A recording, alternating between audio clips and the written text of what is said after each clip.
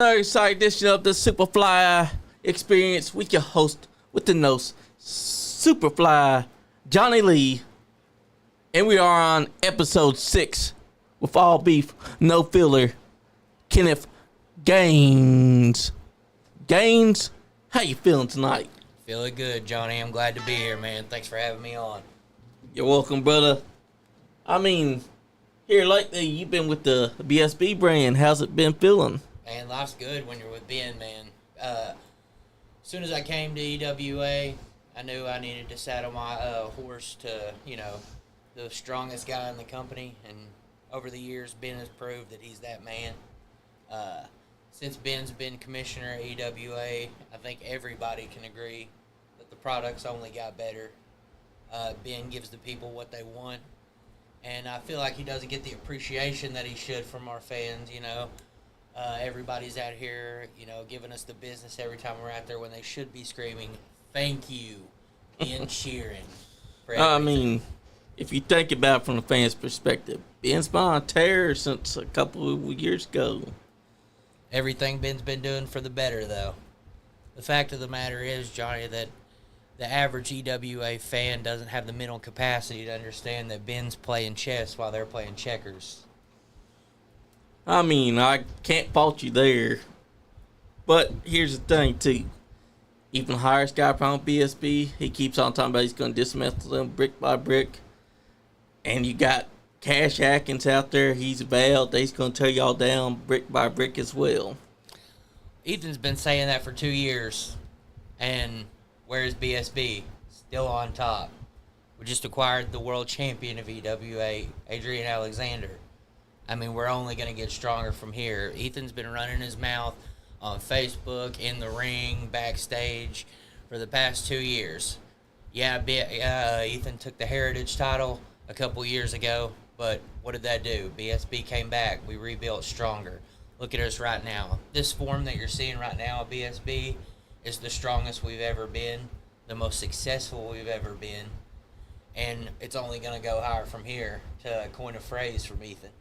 Yeah, that's right. As far as Cash Atkins goes, I could go on for days about Cash Atkins. I think anybody who's familiar with Kenneth Gainz knows I have a personal disdain for that man that, it rivals anything, any hate anybody has for anyone in this world. Not a lot of people know this, but me and Cash used to be very close. We're both graduates of the EWA Academy. Oh. We both trained there together. Cash used to be my best friend, and we rode to shows together. We ate together. He was my brother, and he gets the call up before me, and out of nowhere, he doesn't have time for Kenneth Gainz anymore. Wow. Everybody looks at Cash like he's this big golden boy and a hero and all these great things, but nobody knows what a true piece of shit he really is. I get that. He did come up before you. Is it true that he wasn't reaching out to you? Oh, wait, speaking of the devil, Cash Atkins is here. He said, well, I'll be. I hop on, and he goes to talking about me. That's true, Cash. He was talking about you. Shut up, little scrawny man. Cowboy, you ain't got nothing on me right now, and you know it. I was letting everybody here in podcast land know what a two-faced, lying little asshole you are. So, the fact of the matter is, Cash Atkins thinks he's the best thing going in EWA right now. And I'll give it to Cash. He's a great wrestler. You can't deny that fact. That's right. Cash works hard, and I know he works hard because I was right there working hard with him the whole entire time. Cash gets to EWA. He gets a few matches under his belt. Commentary starts putting him over, as the number one standout. I know where I heard that. Academy. Well, at the time, I was backstage when all this was going on, waiting to make my debut, and I hear this, and that really had rubbed me the wrong way because I had already started to get my disdain for Cash at this time. He starts big leaguing everybody. Yeah. He gets himself a fancy new cowboy hat, gets himself some Western gear, and he goes out there and thinks he's the man, I've noticed that.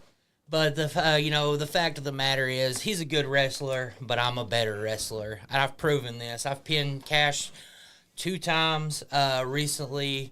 Hit him with the lunk alarm finisher of mine up there in Norwood, Ohio, at APW. Knocked him out of a Survivor Series match. But he doesn't want to talk about that.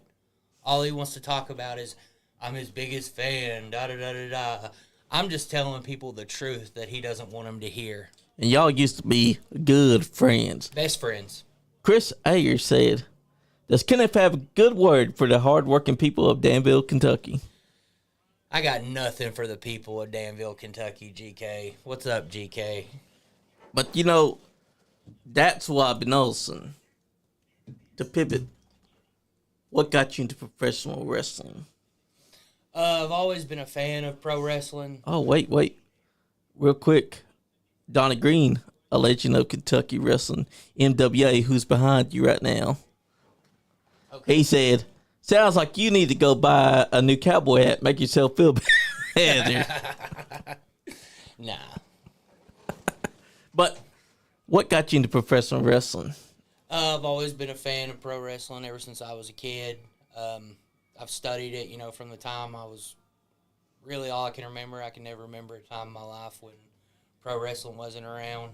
My dad was a tape trader back in the day, but, before the internet and everything. Yeah.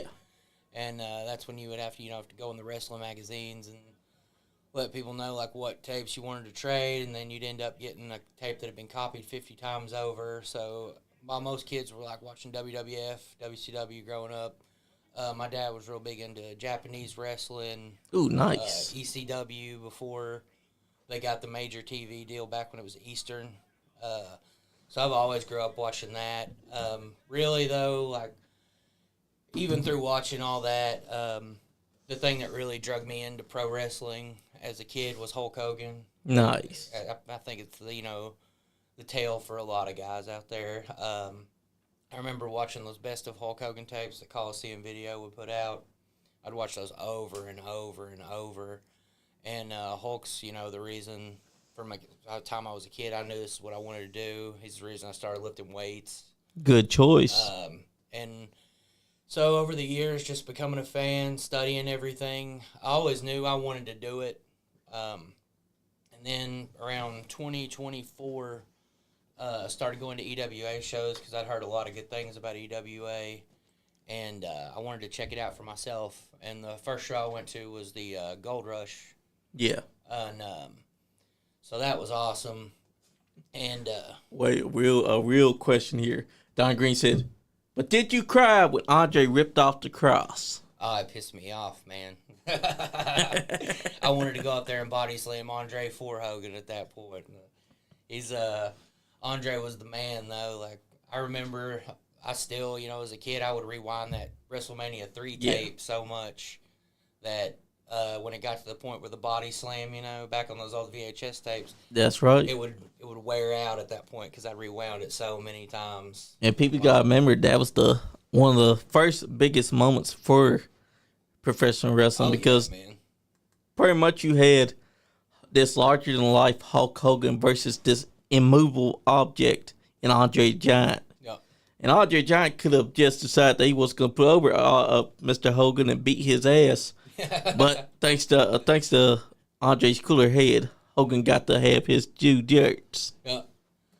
And then once I started watching EWA, that's when I decided, this is something I need to be a part of. And so I started diving deeper into places to go get trained and trying to figure out things.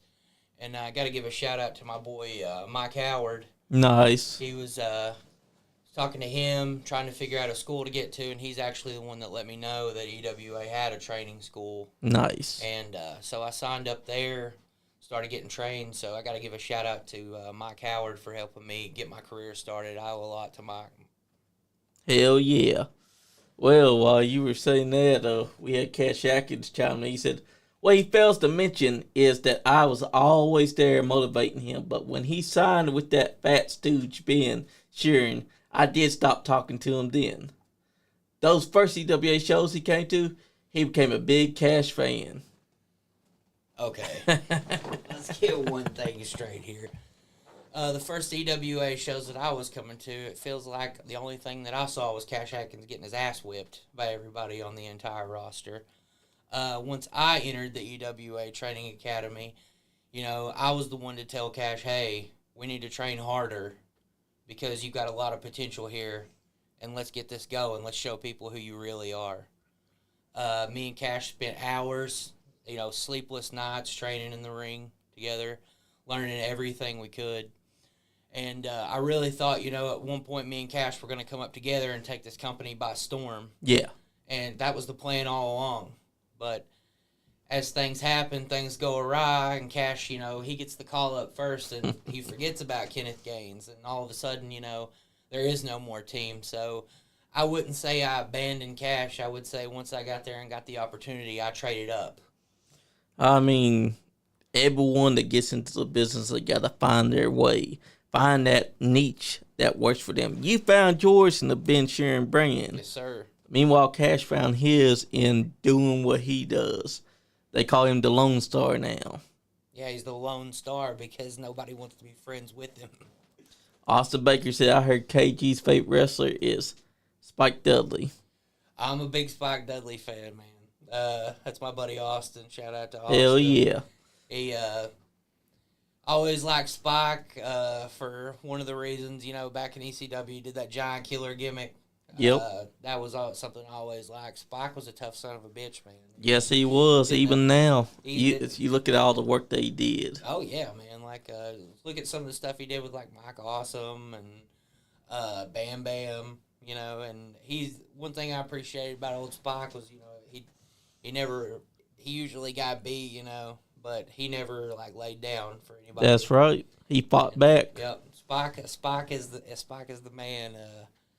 You can't beat some Spike Dudley stuff. What are some of the big men that have inspired you? So the big guys have always been my favorite. Clearly, you can see it in my work. It's influenced by a lot of guys. Yeah. I'd say my biggest influence in the business is Big Van Vader. For my money, Vader is what you think of when somebody says pro wrestler. Always appreciated the fact that Vader was not only big, he was legitimately strong. He had a gas tank on him. Yeah. A lot of big guys get out there and they're blown up in, 2 minutes or whatever. But Vader's the kind of guy that he could squash somebody in 2, or he could go 30 with, and he could do sling. moonsaults. Yeah, I mean, look at that. And, speaking of big guys that can fly and stuff, another big influence on my career is Bam Bam Bigelow. Hell yeah. The Beast from the East. Beast from the East, baby. Bam Bam's ECW work with the Triple Threat. That's, a part of his career that I really love to look at is that ECW run. Also his Japan stuff when him and Vader teamed together was great.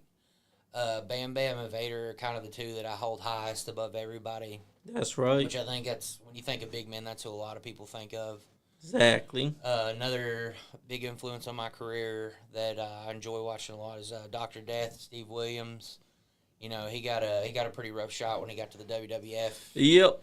How could they dare put him inside the Brawl for All? I mean, if you look at it on paper, you think he's going to come out. Brawl for All was one of the stupidest things that they could. Yes, ever it do was. anyway, man. All because they wanted to teach JBL a lesson, but here's the thing. If you're wanting to play with Dr. Death Steve Williams, maybe do inside an actual wrestling match, not inside of a legit thing where you're wanting people to knock each other out, because that was so bad when Dr. Death got knocked out inside a thing that was designed for him to win. Yeah, and it's a lot of people, that's because, most people, they're only going to watch WWF at the time, WCW and stuff. But not a lot of people dive too deep into his Japan career where he was the man, He was the man. Him and Austin both had the name Steve Williams. Yep. But Austin had to change his once he found out that there was another Steve Williams in the business. Yep. And that's how we got Steve Austin, thanks to Austin, Texas. Yep. I'm a big Steve Austin fan too, man. Yokozuna's another big guy that I really liked. The stuff that Yoko could do in his early career when he was still throwing super kicks. That's stuff right. Like that. Like, for my money, that's some of the best work you can watch. That's right. Cash said, "This is the last thing I'll say, and then I'll give the kid his moment in the sun." He has pinned me twice, once in a tag match and once in a 8-man survivor match. Never one-on-one. We could settle this one on any show, but you will be reminded why I was given the name Lone Star. Enjoy your moment on the show. The Gainz I know deserves it, not the Gainz who sucks up the BSB. Okay. Well, I've been trying my hardest to get this singles match for the longest time just so I can show everybody out there who the real man in EWA is. I'm not afraid of any cowboy. I'm not afraid of a guy or half my size. Yeah, I have pinned Cash twice. And it doesn't matter if it's a tag match. It doesn't matter what kind of match it is. The fact of the matter is his shoulders hit the mat. That's true. And both of those times, I did it myself. I hit him with my finish. He was done. He was out. You know, it's undeniable that I beat him. Him and Ace, you know, they've faced us a few times. Cash has got one up on me. I got two on him. But when Cash pinned me, you got to remember that he piggybacked off of Ace Carmichael's finish to take it in, you know. I took Ace's move when Ace, I didn't see him coming, and Cash, you know, swooped in on that, and that's how he got his one pin over me. So I look forward to the day that I can stand face-to-face against Cash Atkins and show everybody who the better man is, because I've proven it in training. I've proven it, like I said, twice so far. In 2 different states I've proved it. Yeah. I'm just waiting for the day that I can finally shut him up and send him riding off into the sunset. I'll take no greater pleasure than putting Cash Atkins on the injured list for a long, long time. That's right. Well, next Saturday is April 11th. Yep. All-Star Classic. How you feeling going into that? I've been training really hard for this match, Johnny. One thing I'll say, I'm facing Evil Nate April 11th at the EWA All-Star Classic. There's going to be a lot of big names there, and this is probably the biggest match of my career. Nate's a guy that I don't respect a lot of people in this business. Yeah. But I'm going to say that Nate is one guy that I do have a lot of respect for. Nate's one of the best wrestlers, if not maybe the best wrestler in the state of Kentucky. That's true. He's proven it time and time again. Nate's a big guy. He's a strong guy. He's technical. He can fly. I mean, he's reinvented himself lately. Look at all the work he's doing. I'm excited to show what I can do against Nate. And like I said, I respect Nate. I like Nate. But on the 11th, all that respect goes out the window. And I'm going to show everybody that Kenneth Gainz is the hottest newcomer in professional wrestling right now. And if Nate has to be collateral damage in that, then so be it. I mean, Nate's reinvented himself as the Buzzsaw Nate now. Used to wear a mask, lost it to Alex Angel in a hard-hitting match. And then he came back as this new and improved Buzzsaw Nate.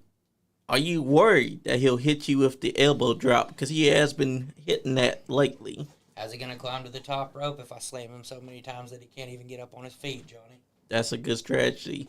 Take away his ability to climb, you already pretty much have dominated him. Yep. Nate's a strong guy, but a lot of people know how strong I am and the things I can do.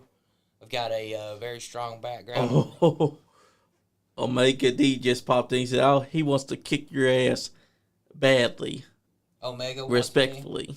Let's go, Omega. Anytime, man. I'd be happy to step in the ring with you and show what I can do. Omega's, another one of those guys, one of the best wrestlers in Kentucky. He's whipped everybody's ass that there is. He has. But he's never faced Kenneth Gainz. So anytime, any place, Omega, I look forward to it. That's right. I mean, that's big because Omega likes a hard-hitting affair. And you, lately, have been showing that you like to have a hard-hitting affair as well. Sir. Yep, I love to hit hard. I love to work hard. I mean, I can take it as much as I can give it. And there's very few people out there that I feel like can hang with me and hit as hard as I can and give as hard a hitting a match as I can. But I think Omega would definitely be one of those guys. And I do have to respect Omega because watching him beat the living hell out of Cash Atkins was one of the greatest things I've ever seen. So if I can beat Omega, I can prove, if somebody takes Cash out, I'd love to be the man that took out the man who took Cash out. That's right. So Omega said he appreciates that, big dog. anytime, man, anytime. Respect. And that's what it's all about, because EWA has been all about creating stars and building the future. You're the future. You and OG right. Ugly. Yes, sir. And even though you may not like it, Cash Atkins is also part of the future.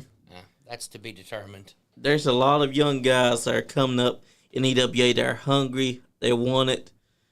And there's guys that's being trained that have yet to step into that ring and shown their potential. Are you looking forward to the day that you can step out of the ring with some of those young upstarts? Yeah, there's a lot of guys coming up right now. Our locker room, I have to say, is probably the best locker room. It is the best locker room in Kentucky. As far as independent wrestling goes, we have some of the greatest talent, not just in Kentucky, but in the entire world. I mean, look at some of the matches that EWA's produced and some of the talent it's produced. And I'm looking forward to take on anybody that wants a piece of Big KG. That's right. I'm not scared of anybody. I've never been scared. I never will be scared. I'm the biggest, the largest, the strongest in EWA. And if anybody wants to step to that, I'll be prepared to knock them down a few pegs real quick. There's also AMW. Yes, sir. Which you could be dabbling your hands in, because we got this Super Bowl, a pro wrestling event that they're having August 22nd, which happens to be my mother's birthday. Okay. I saw that. I saw the announcement for yesterday. I've actually worked for AMW a couple times. Shout out to Kyle for having me there. Worked at the AMW War Games and beat the living hell out of Z Collins. Yes, you did. I was there. Had a great time doing it. Z might have been messed up for a little bit after that big power slam I gave him. That's true. I was recently worked the AMW Mountain Rumble in Corbin, Kentucky, which is my hometown. Good choice. Yep. Had a great time there. Unfortunately, came up short in the Battle Royal. But, I look forward to working there again as soon as I can. And I also hear Cash has been making his name over there in AMW he has. lately. So, the worst thing, though, is that he made his name there, but he only tag teamed once with Wes Barker, the prospector. I thought they would have been a great team, because I was saying it the night before when we were at EWA. And then I show up for the Lexington Eye Center, and what happens? A tag team affair occurs with Wes Barker and Cash Atkins coming out in cowboy hats. So I'm like, well, damn, I predicted this whole thing last night. Wes is way too good of a wrestler to be tag teaming with a guy like Cash, man. That's best elbow in the game. Wes is a great worker, man, and Wes has proven lately, he's ready to get to the top of where he wants to be. The things Wes has done in AMW is one of the hottest names there right now. Had the pleasure of training with Wes a lot. That's right. And Wes is a great guy and a great wrestler, and him and Marty in the cage at Bloody Breath, that's going to be a great match. Yes, it will be. So everybody that's in attendance for that or watching that, you're in for one hell of a match. They're going to beat the hell out of each other. I will be witnessing that live, because we've not missed a Weekend of Champions yet.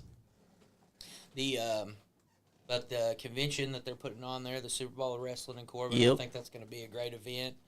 Kyle always works hard to put on a good show. And this is something in that area, like I said, I'm from there. And that's a hotbed for wrestling, man. There's so many wrestling fans in yes, it is. Corbin and the surrounding areas.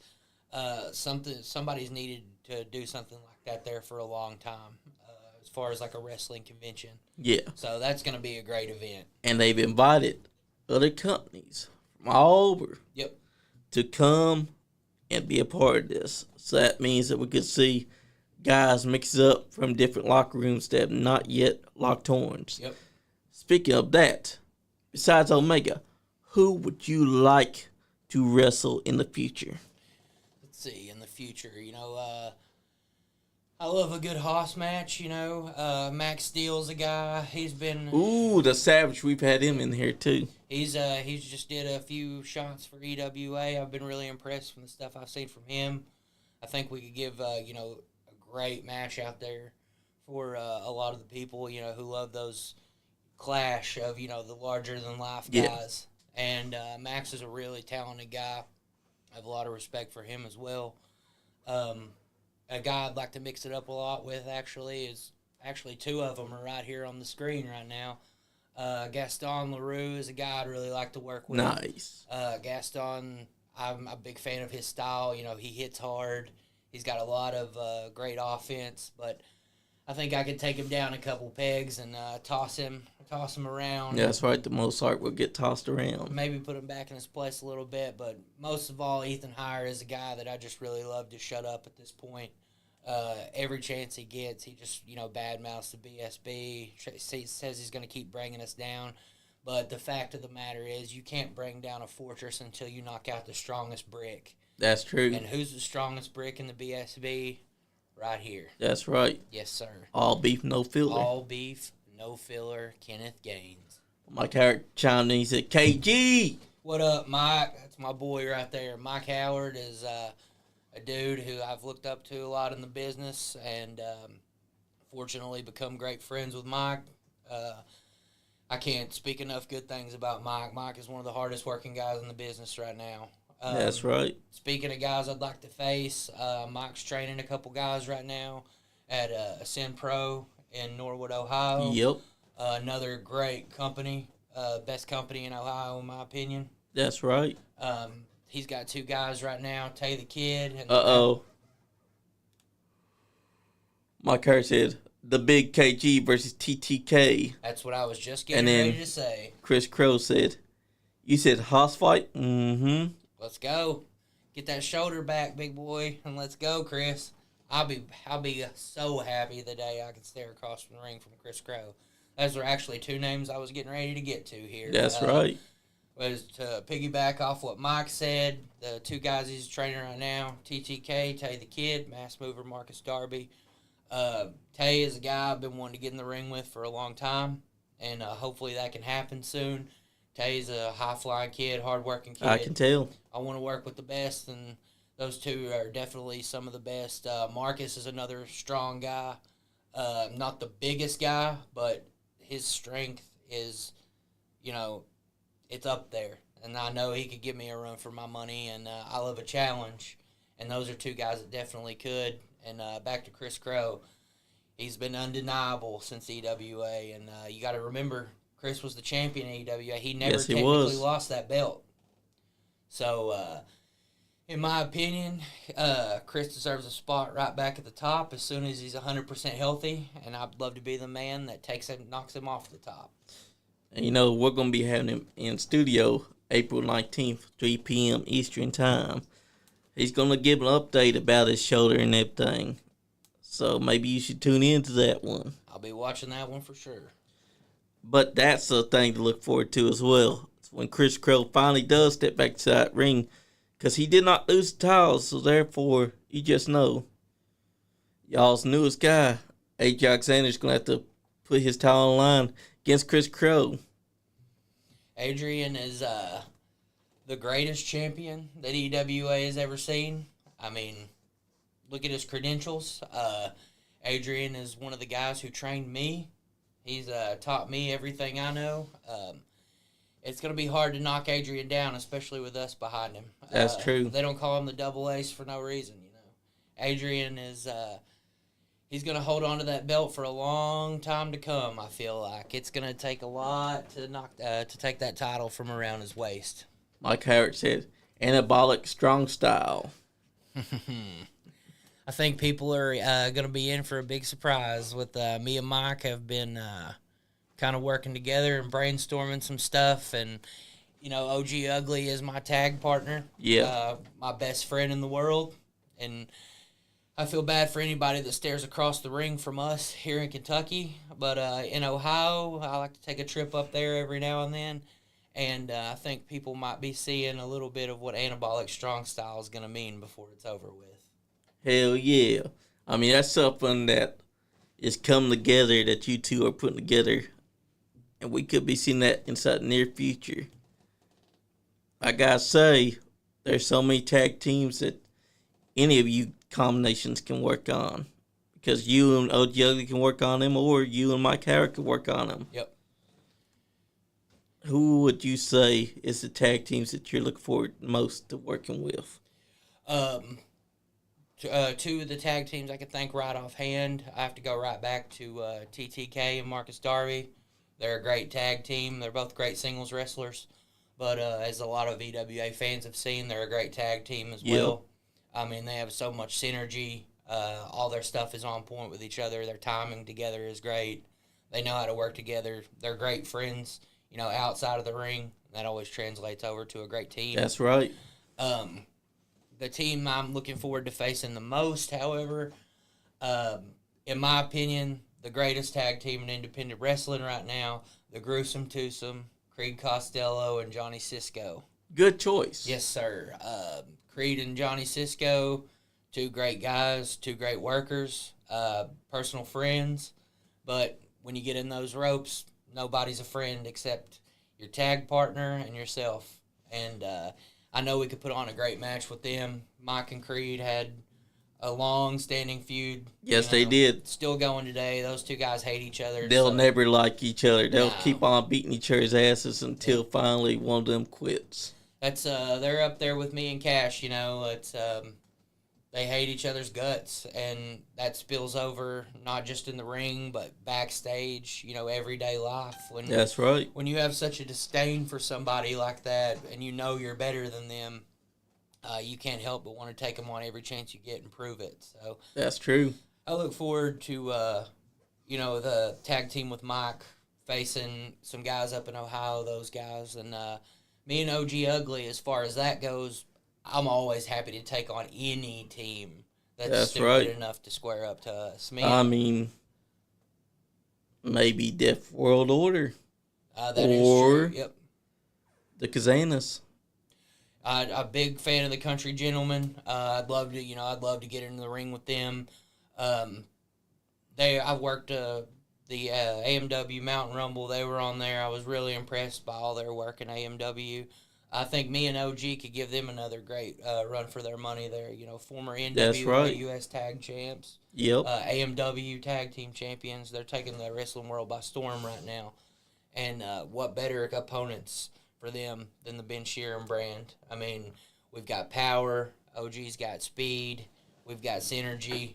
I mean, look at how we destroy everybody in the ring, So I already don't like Cowboys anyway, so what's two more to knock off the list? I mean, that's true. I mean, one of them is called White Lightning. He's got a badass leg drop. How would you counter that? Well, like I said before, if you knock them out enough and slam them enough and break that back, how are they going to get to the top rope? That's true. Or you work their leg to where they can't do that leg drop. I don't waste time working body parts. I just beat the living hell out of people and slam them. I mean, that's true. But if you want to stop KC, you're going to have to work on that leg because he don't grow to the top rope. He will get you while you're laying down. Yeah, you got to put me on my back first. That's true. I mean, he's a big boy, too. He is a big boy. Yep. And so is AJ Kazan. You got to remember, big old boy. Both these guys, they're big. I don't think that they'd have a problem trying to put you on your back. You'd have to keep your eyes on both men because their strategy going in would definitely be go after you first because you're the muscle. You're the biggest guy there. OG Ugly, they'll just keep him off to the side so that they can work on you. Yep. So all I'm saying is you got to have that strategy in the back of your mind when you're working with them. Well, you got to think I've got a great tag team partner, Johnny. That's true. He's you're not going to keep OG Ugly to the side. That's right. Taking me, OG Ugly's going to have my back at every corner. That's right. He's never let me down ever. Our champion never lets no one down. No, he always delivers. That's right, because OG Ugly is one of those guys that knows how to get the job done. Yes, sir. And he'll make sure that to take care of you. There's nobody out there I'd rather have watching my back than the OG UGLY. That's right. And all these tag teams that have come through, there's teams that you're not even thinking about because they've yet to become synergized. Yes, sir. But when they do, are you looking forward to finally getting your hands on them? Because they're all coming up. They're being trained.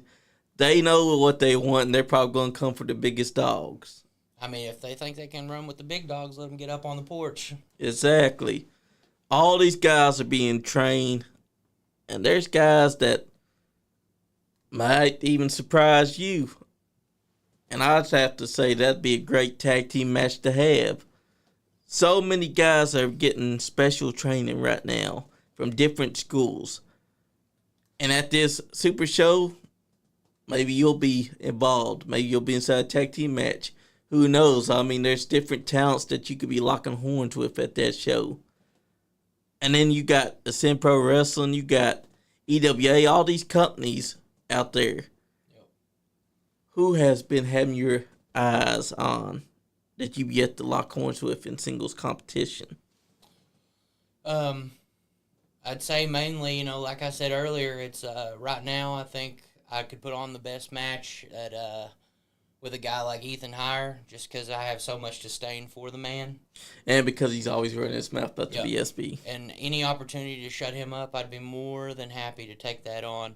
Another great talent that I'd like to work with, as far as talking about earlier when I was talking about Max and having a big Hoss match, Big Jake from Ascend Pro. Hell yeah. He's, I mentioned Vader and Bam Bam, and Jake is another guy that's shades of them. Got a lot of respect for Jake. That could be a great match, a big Hoss fight. Another guy that I've already had a match against him, but I'd really like to work with him again and test my mettle against him is Sergeant Ledbetter at Ascend Pro. I've heard that name twice now on here. Ledbetter is he's a tough guy, man. I had a match with him a few months ago, and he took me to my limit there, but I think I surprised him a lot.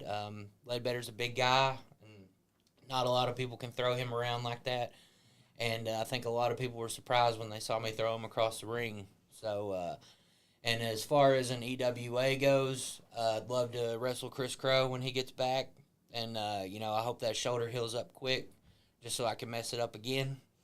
I can tell. And another guy that I'd look forward to wrestling in the future is former BSB member Alex Angel. Yes. He just made his return to EWA. That will be one hard-hitting match.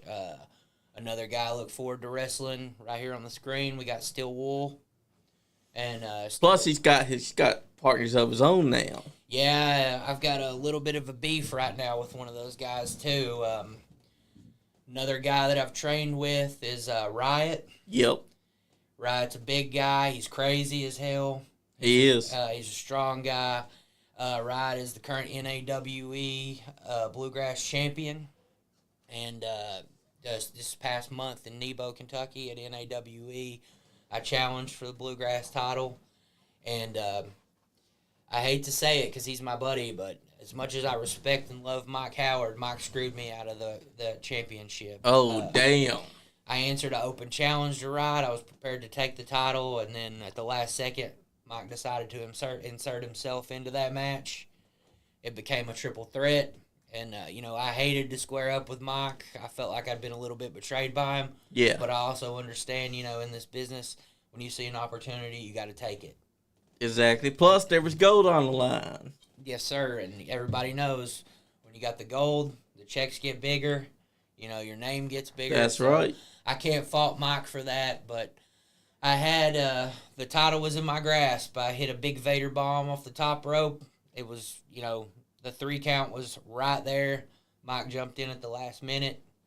Things went awry, and unfortunately I didn't capture the gold, but Riot's another guy I look forward to squaring up with, and next time I'm going to take that title, and hopefully next time I'm in the studio here, it'll be sitting right here with me. That's right.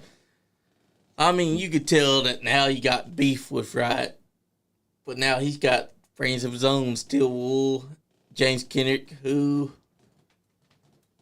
he's chopping your boy H. Alexander right there. Yeah, it happens. I mean, Kendrick's a tough guy. Kendrick's another guy. I'd love to, speaking of people I want to face in the future, Kendrick's another guy.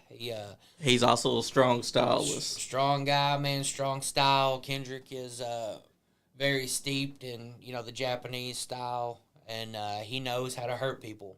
And, I mean, clearly by the picture you can see he swings for the fences with everything he's got.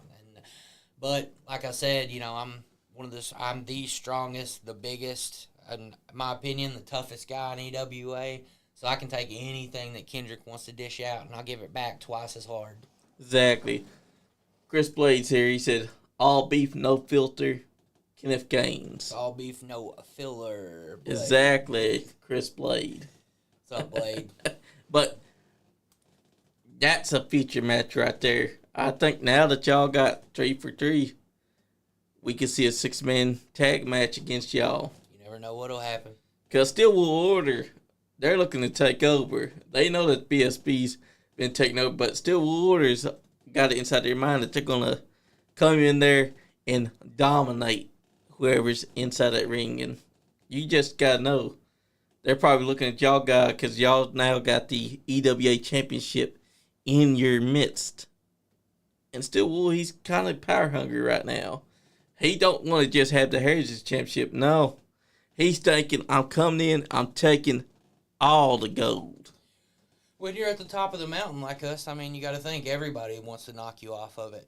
And Steel Wool, he's a strong guy. I mean, you see him right now. They're beating the hell out of each other on here. That guy can fight at the Hardcore Havoc show, the Danville Stampede match. That big 8-man we had, things just broke down at the end, and me and Steel Wool were beating the hell out of each other on the outside. That's true. And I can personally vouch for him. He's one of the hardest hitting guys in this business. And he is the current EWA Heritage Champion, and he's proven why. Chris Blade wants to see you take on Doomsday. You may see that sooner than later with all the things that transpired at this last show. I think Doomsday is... he's got his feelings hurt now, and, that's just another person coming for BSB that's not going to be able to take us down. That's right. Plus, his brother Chad is always out there keeping order. Yeah.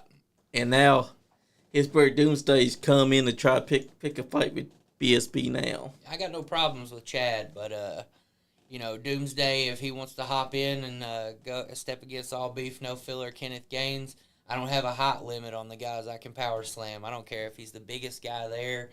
The bigger they are, the harder they fall.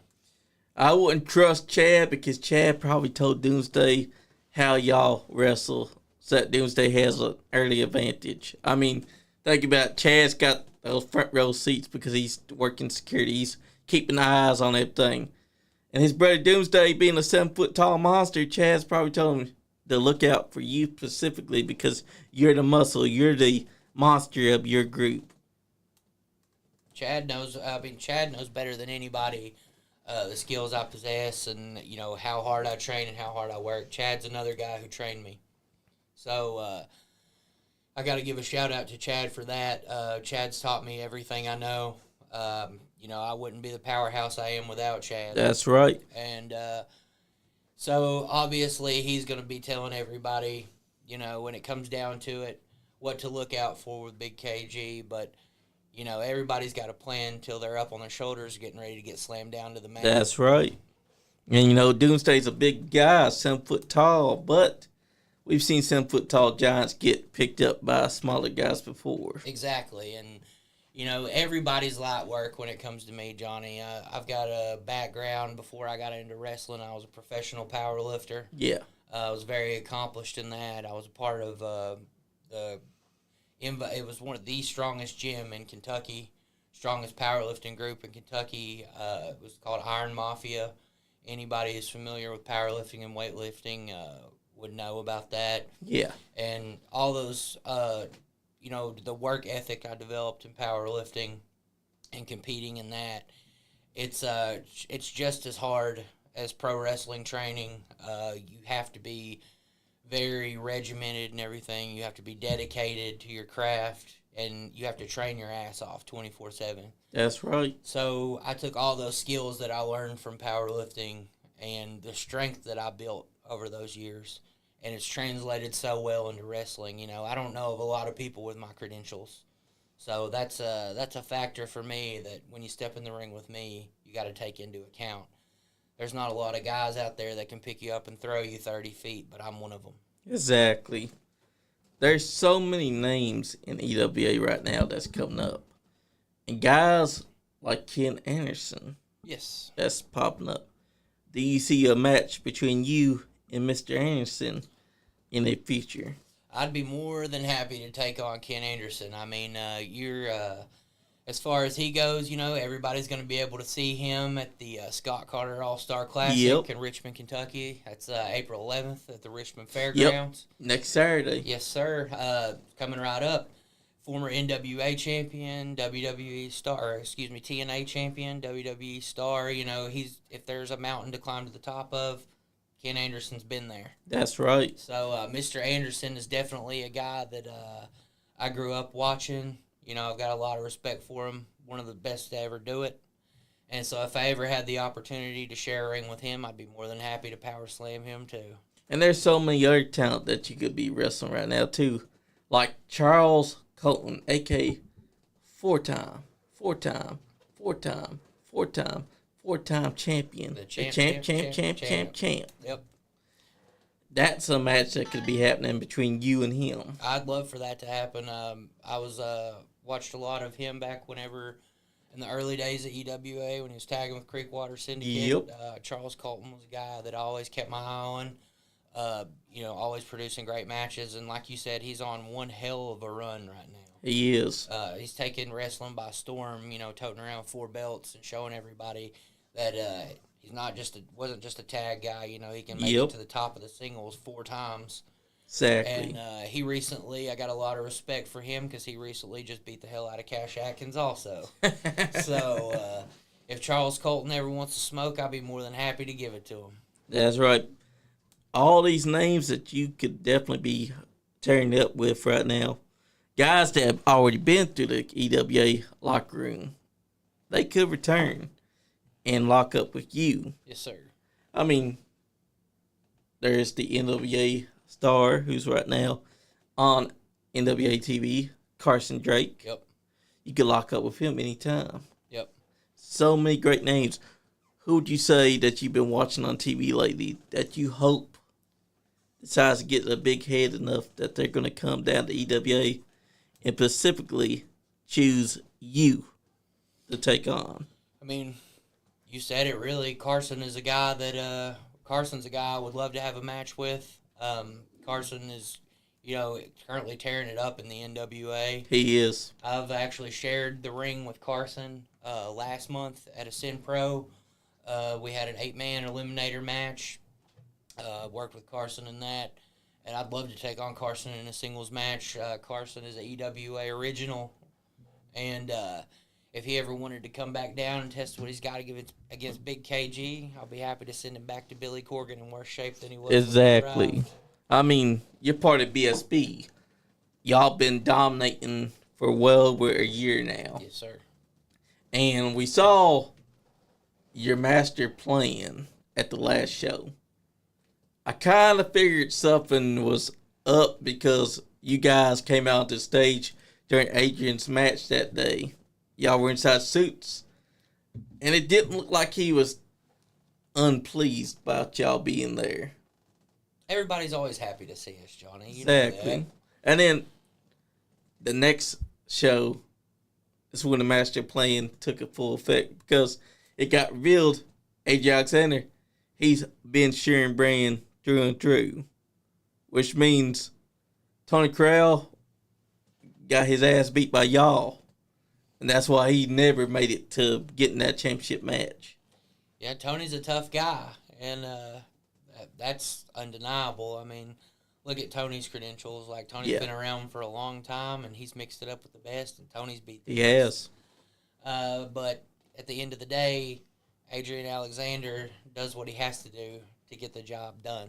That's true. And you have to think about the history of Adrian and Ben. This isn't their first rodeo. That's true. It's Ben knows how to get what he wants, and he knows what's best for everybody. So Adrian's always had that mean streak in him. I mean, look at the guy, and you can tell he was Think of what kind of guy you have to be to do that to one of your best friends to get what you want. Think of how long Outlaw Money was a team. That's right. You know, they were tearing through everybody for the longest time in Elite Wrestling Alliance. That's right. And you have to think, Johnny, if someone will take out their best friend and their mentor to get what they want, what will they do to somebody they don't like? And Adrian is a smart guy, obviously, and that showed at the last show. You know, I love it when a plan comes together, and last show ended just like, you know, every show is going to for the future. BSB on top.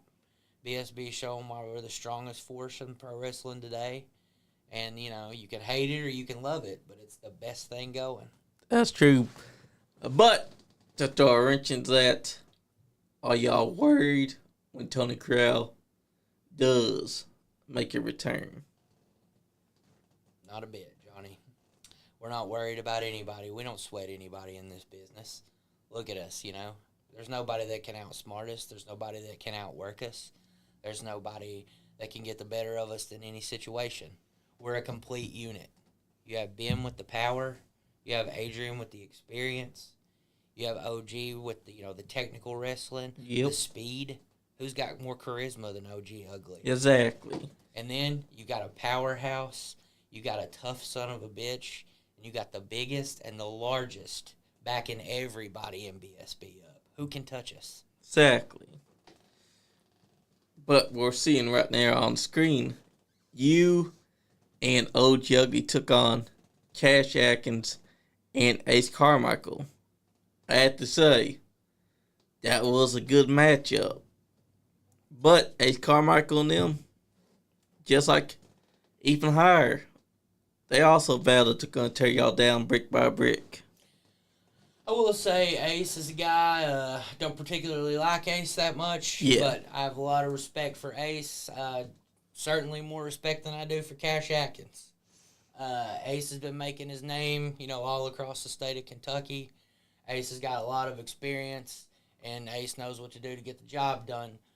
But, you know, the only time Aces took me out, my back was turned. Yeah. So, you know, face-to-face, I've shown what I can do against Ace Carmichael. I beat the hell out of Ace many, many times, kept him flat down. So, you know, as far as singles matches go, there's another one for you.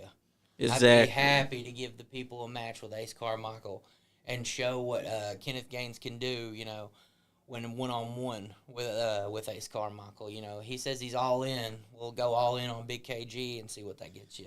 I gotta tell you gotta watch out for that Ace Maker because he can hit it anytime and anywhere. That is true. He's a sneaky guy.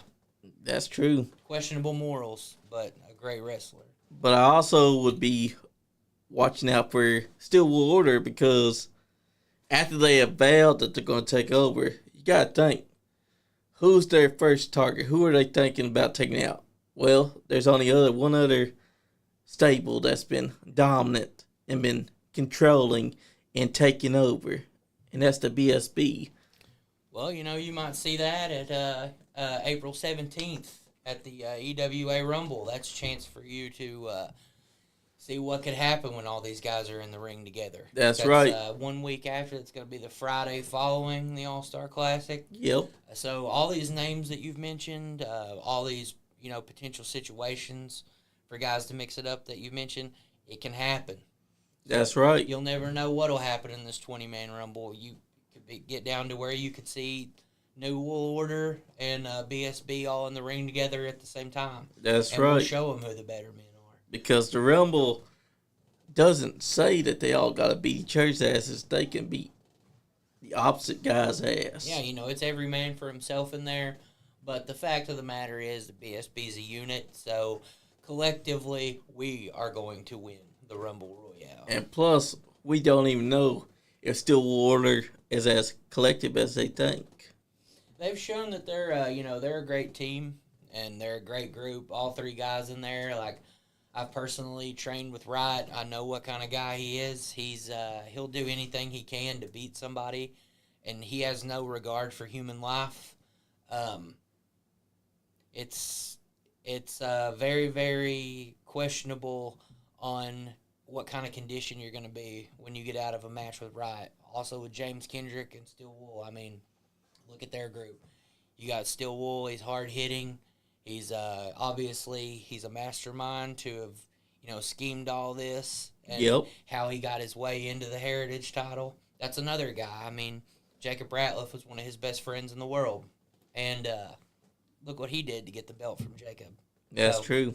He's put this group together behind the scenes. Nobody knew this was going on. So obviously, he knows how to plan. And he knows how to recruit guys. I mean, if I was going to create my own group, those were two guys that I would have looked at from the very beginning. Plus, he took a page out of Adrian's book when he did that whole scheme to get into the Heritage Championship. Because now, where's Jacob Ratliff? I'll tell you where. He's out, and he may not return because Steel Wool has hurt him in a way that I didn't think was possible. He said if this is his last time inside ring, he's glad they did it in front of EWA. But you got to think, Jake Ratliff has unfinished business. I wouldn't stay gone. I'd want my revenge on Steel Wool. Not only that, but he's still got a match with you. Yep. That's another guy that I'm going to go ahead and shout out. No good, Jacob Ratliff. One of the greatest workers in EWA. Another guy that I looked up to a lot from the beginning. When I first started getting into the business, that was a guy that, taught me a lot. Learned a lot of things from Jacob. And I will say probably hands down, other than myself, the BSB, that's the toughest man in EWA. Jacob Ratliff hits harder than anybody. He can take more damage than anybody and keep coming back. I mean, if you get hit with the broken bow, you're done. And look what he did to get the Heritage title. He knocked Chris Crow the hell out. He did. In the middle of the ring to the point where the match had to go referee stoppage. I mean, how often have you seen that in Elite Wrestling Alliance? And also, Jake Ratliff got his start in actual fighting. Yep. Bourbon County rules. Yep. And, I've seen a lot of video from those Bourbon County fights. And UFC ain't got nothing on what Jacob Ratliff can do to a man. I've watched guys begging for their life in a fight with Jacob Ratliff. Next week, we're going to have Jacob Ratliff on with UFC fighter William Bazooka Baber. They were actually talking about teaming up together inside wrestling. Oh, yeah? That would definitely be a force to be reckoned with there. I really hope Jacob returns just so I can have another match with Jacob. I was lucky enough to share the ring with Jacob once, and it was a knockdown, drag-out brawl. I've never been in the ring with anybody who hits harder than Jacob Ratliff. He rung my bell, I will admit. And, but I kept coming back, and I really think we could give the people a great match. And that would be one way to test myself, just to show everybody, that I am the toughest man in Elite Wrestling Alliance. That's right. And I can hang with the best of them, and Jacob Ratliff certainly is one of those. Now, what happens if William Baber, Bazooka, does indeed transition from what he's doing in MMA right now, a local scene, to professional wrestling, and he just happens to end up as your opponent? Well, in the UFC, it's UFC is one thing, but professional wrestling's another. Just because you've been fighting in the cage doesn't mean you're going to Jake Ratliff said, I just tuned in. Thanks, bro. Hey, no problem, Jake. I hope to see you back soon, man. The UFC's one thing, but professional wrestling's another. Just because, you're a big dog in the cage doesn't mean you're going to be in the big dog in the ring. It's two completely different styles of training. It's two completely different, theories and styles. And, while one may bleed over well into the other, you never know what you're going to do. Nobody in UFC can pick you up, power slam you. He's never been hit with a lunk alarm finisher. Yeah. Big spinning power slam of mine. And like I said before, everybody's got a plan until they're in that ring. And that's when you find out what kind of man you are. Yeah, but I think that to not undercut William Baber, if he was to join professional wrestling, He is Jake Ratliff's good friend. If he were to join professional wrestling, I think he would thrive there. I mean, he might surprise you. He might actually have power to lift someone like you up. And you never know because he's yet to step foot between those ropes. But he's talking about actually teaming up with Jake Ratliff. And I think he could thrive because we have seen guys like him coming to wrestling and they've taken to it in a heartbeat. That's when you got to come and prove yourself. That's right. We can sit here and talk about what ifs all day. If this, if that. If Grandma had a pecker, she'd be Grandpa. That's right. You got to prove at the end of the day that you can make it in this business and what you can do. So anybody who thinks they can step in an EWA ring or any wrestling ring for that matter and get to the top the way the BSB have, come try your hand. I will say shout out to you, William Baber, because he won his recent fight by TKO. The guy was bigger than him, which was a far cry from his very first fight they had. The other guy was big too, but at that time, that was just a test for William. This big guy, he came in with the assumption that because William Baber seemed like a wrestler, they would maul over him. That's not what happened. William Baber got his. He beat this guy down. He TKO'd him. So I think that's pretty damn cool. Oh, yeah. But if him and Jacob Ratliff are serious about actually teaming up together, that's going to be a fire tag team that I think that every wrestler should be on lookout for. Jacob just put you over. He said, Kenny is a hoss. Yes, sir. Thank you.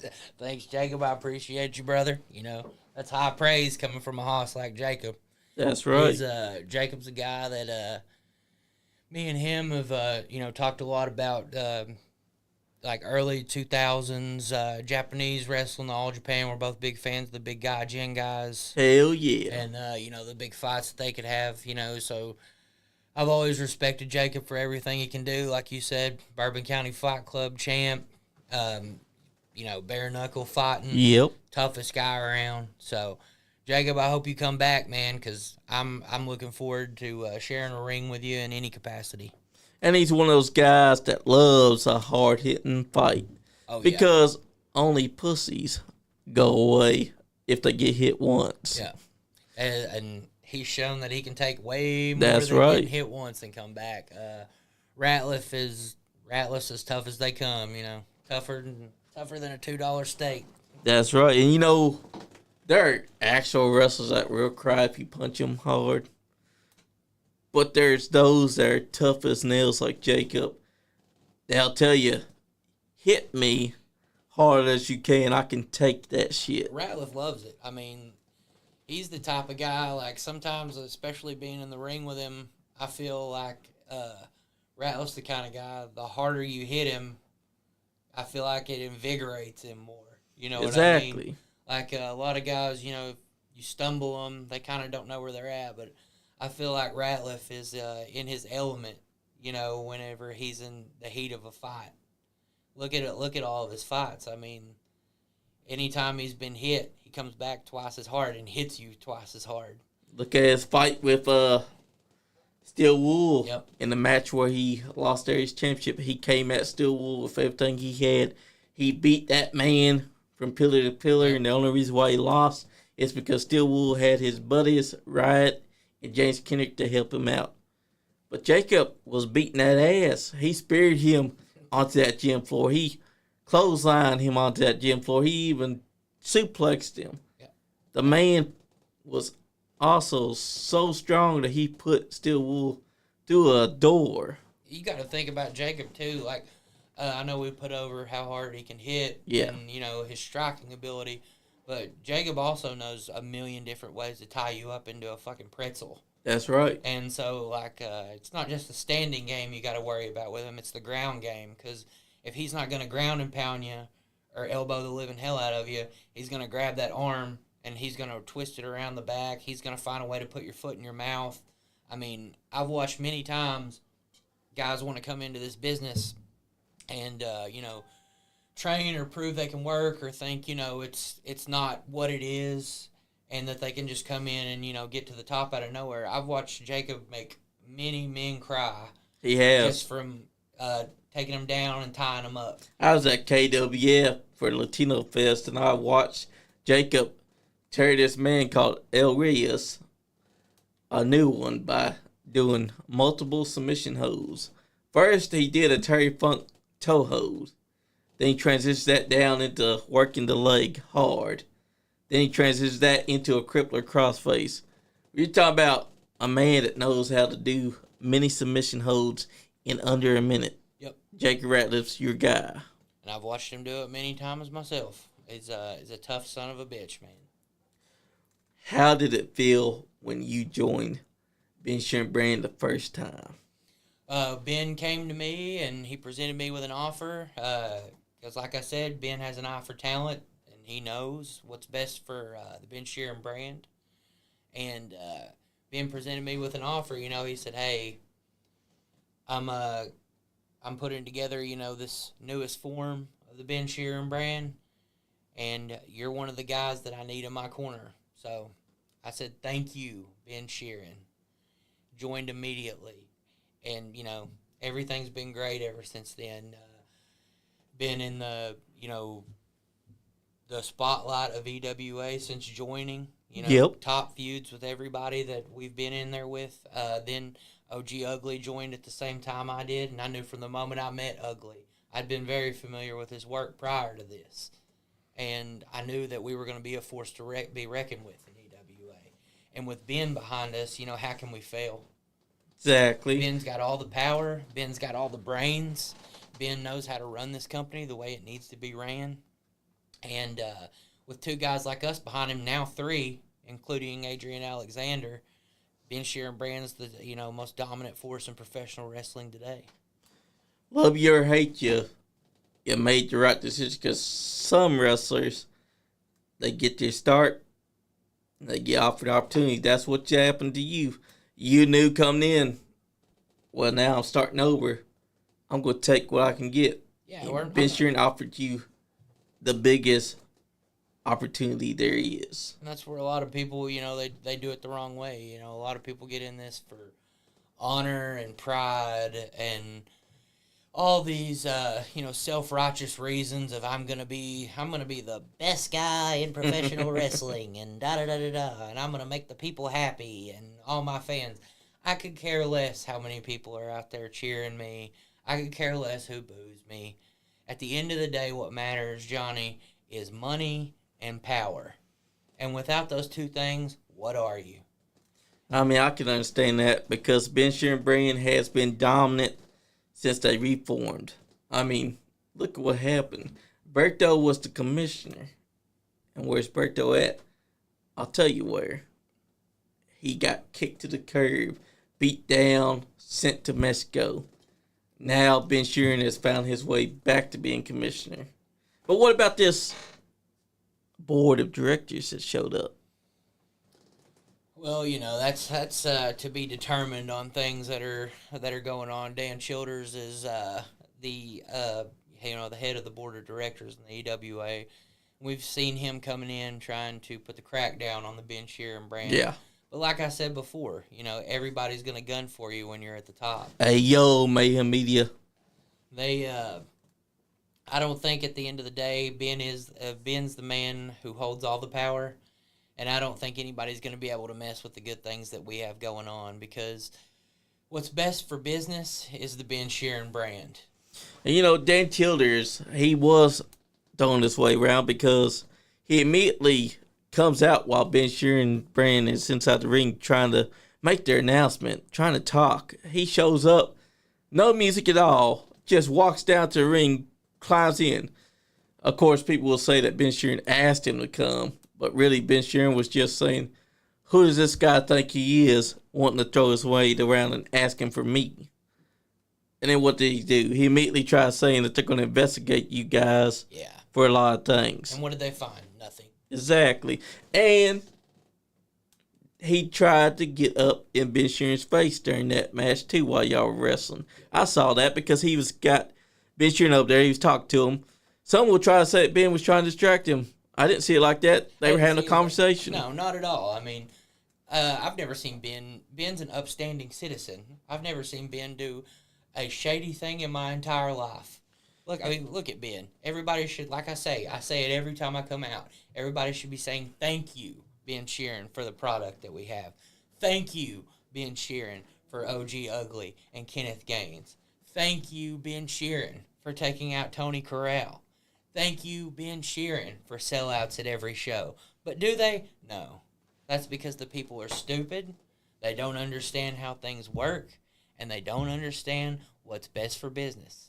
And now you got this Dan Childers guy who says that he's part of the board of directors and he's looking into Ben Sheeran for some reason. I don't know where that comes from. I don't know what prompted them to start an investigation. Could Tony Corral have told them things or something? We don't know. I think everybody's going to find out just like they did at the last show. You know, there's a lot of things that are going to be coming to light, and you're going to have to tune into EWA programming to see, you know. That's right, and be there live. Yeah, exactly. I mean, every month in Danville, Kentucky, you can see us there, and you're going to see how these things unfold. And, you know, when it all the dust is settled and we're still standing on top, everybody's going to see that we do things the right way, we do things the best way, and we're going to be here for a long, long time, so just get used to it. That's right. And it's interesting to think that Dan Childers has now revealed himself because, for some reason, he was not introducing himself to you guys until he thought that he had the squeeze on you. Yep. Well, now April 11th is almost here. That's next week. Yes, sir. And we might just see Dan Childers try to throw his weight around there, too. You know, if he does, we're prepared. We've always got a plan, and it usually works. Actually, it always works. That's true. I mean, I've seen y'all's plan. Yeah, it's been effective. It has been on point. Dan Childers, if you got a plan of your own, maybe you should have been trying to put that to work when you first introduced yourself. Instead, you want to investigate them. You know, all these talk of investigations and, you know, shady practices. If that was the case and if that was true, would Ben still be employed? Would Ben still be at the top of where he's at? Would Ben still be commissioner? No. And it seems like even higher hates y'all. Ace Carmichael hates y'all. There's a long list of people that want to get their hands on BSB. But all I've seen them do is talk. They've not tried to tear it down brick by brick like they say. So maybe they're going to have to put up or shut up. Exactly. Don't talk about it, be about it. Exactly. You can cut 1 million promos. You can make 1 million Facebook statuses. You can promise all day what you're going to do. But when it comes so many times and you don't deliver, I think everybody can predict what's going to happen. You know, you can run your mouth all day long, but that doesn't mean you're going to do anything. Exactly. See, the Ben Sheeran brand has been dominating since they returned. See, the original Ben Sheeran brand had Clayton Cannon, it had Alex Angels, it even had Berto for some reason. But that's only because Ben Sheeran was keeping Berto close, because Berto was inserted as assistant commissioner. Get that. And so Ben Sheeran had to play it smart. Kept him cool, kept him close. For some reason, Alex Angels started growing close to this man. And then he betrayed the BSB. And that was his downfall. Exactly. And you saw what happened. I mean, Alex was gone for a long, long time. And that's what happens, you know, when you turn your back on the people that, you know, got you to where you're at. But like I said, Alex Angels returned. He's returned with a vengeance. And he's the original powerhouse of the Ben Sheeran brand. That's true. So I'd be more than happy to show him why the new powerhouse of the Ben Sheeran brand is here to stay. I was actually expecting him to go after the BSB when he returned. But then he got sidetracked with his old pal, Nate Cross. Yes, sir. And they just had to work out their kinks. Yep, and, you know, you saw what he did to Nate. I mean, that's the reason the mask is gone from Nate. Nate had to do some soul searching and had to reinvent himself as the Buzzsaw. And you see who, you know, I think that kind of lit a fire underneath Nate to show what kind of athlete that he really can be. You know, he's not just worried about having a mask and a chainsaw anymore. He's worried about hitting you from every way that he can, trying to land that big elbow drop. That's true. He's gotten bigger. He's gotten stronger.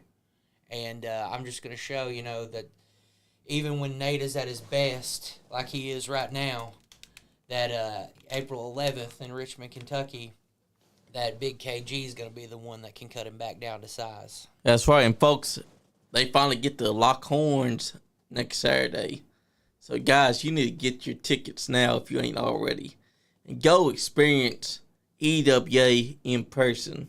Kenneth Gainz versus Nate Hewitt, who is now calling himself Buzzsaw Nate. He's got an elbow drop like no other. But it's that twist of Nate that you should be looking for. And there's a lot of things for me that he needs to be looking out for as well. I mean, look at some of the stuff that I can do. I don't just have power either. For a guy my size, I've got speed. I've got agility. There's a lot of things to look out for from me. He's got to look out for, I can power slam you from any angle. I can drop you from any angle. If you decide you want to use your speed to come running at me, look how many guys that I've black hole slammed straight through the mat. Nate's got his work cut out for me on April the 11th, and it doesn't matter if he's got Dahlia at ringside with him to try and help. If she decides she wants to get involved in the match too, that's right. I'm equal opportunity. I'll send her straight into the mat as well. I don't care. I'll do anything I have to do to get the win. I mean, we did see Alex Angel put her through a table exactly. with the razor's edge. Yep, and unfortunately, I think some people in this business are too hard-headed to realize that once something doesn't go your way, you might not want to try that again. So, as much as I respect Nate, he made a terrible decision signing for this match against me. And if she wants to make a terrible decision, I'll be happy to put her in a wheelchair and send her right back to the hospital with Nate. That's right. I mean, not only that, but this is a match that's been building, and no one even realizes it. Nate Hewitt is always after the biggest guys. Yep. And you were one of the most prioritized on his mind. And now he gets to go one-on-one with you. Yes, sir. Next Saturday night. And who knows, he might have a grudge against BSB as well. You never know with Nate Hewitt. Nate is he's very unpredictable, and he's very smart. But like I said, signing for this match wasn't the smartest thing that he's ever done. And, exactly. I've watched Nate take down guys twice his size, but the fact of the matter is he's never been in there he's been in there with powerhouses before, but he's never been in the ring with a powerhouse like me. Exactly. Then you got that Rumble to look forward to after. Yep. April 17th. It's almost like everything's falling into place. Oh, the yeah. Rumble Royale is actually a good opportunity to get yourself a championship. Which championship are you looking forward to most? Well, I think right now we already have possession of the EWA championship with Adrian Alexander, and we'll do anything we can to keep that belt within the Ben Sheeran brand. So, when I win the Rumble Royale in Danville, Kentucky, might be time to bring that Heritage title back to the Ben Sheeran brand. Which means you and Steel Wool going to lock horns sooner or later. Yes, sir, and I'm not one bit scared. That's right, because he's now the Heritage Champion. But I do think that there might be tag team championships being introduced for EWA. I mean, you can't have a tag division without it. We'll see about that. We'll see who's the inaugural. Who better than the BSB boys? That's right. We already got the women's championship, which is going to be happening because Brooklyn Ray takes on Lexi Green, who is world famous Green family member. Yep. That man behind you, Donna Green, that's his family right there. Lexi Green carries on the Green name. Donna Green himself gave her his blessing to carry that name. Yep.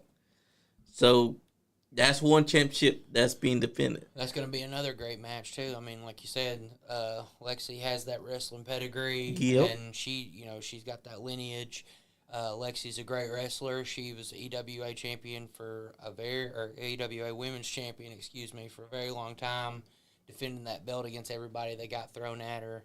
And Brooklyn Ray is a great up-and-comer, and, that shows what kind of talent she has. She was able to, dethrone Lexi. That's right. For that belt. Like, seemed like Lexi had a stranglehold on that championship, and that was going to be hers forever. Exactly. But just out of nowhere, Brooklyn comes and takes it, and Brooklyn Ray is really impressive in the work that she's done. I've seen how hard she trains, and, I've seen what she can do in the ring. So she just recently defeated Jessie Belle Smothers at our last EWA show successfully defended that women's title. So, this is going to be a great match. That's another part of a great card you're going to see at the All-Star Classic. There's going to be a lot of great matches going on there. You got the Heritage title match. Steel Wool's going to be defending that. It's going to be a hard hitting card from top to bottom. And what better thing to do than get your own ticket, come out to see it live at the Richmond Fairgrounds, and witness the greatness that is the Ben Sheeran brand. That's right.